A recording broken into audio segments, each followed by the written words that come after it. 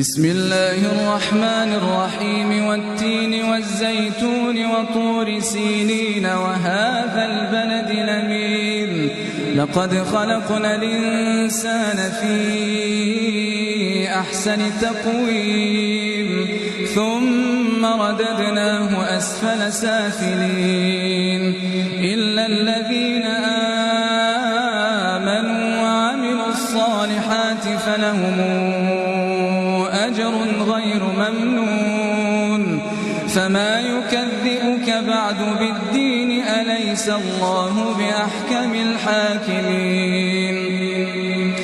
بسم الله الرحمن الرحيم اقرأ باسم ربك الذي خلق الإنسان من علق اقرأ وربك الأكرم الذي علم بالقلم علم الإنسان ما لم يعلم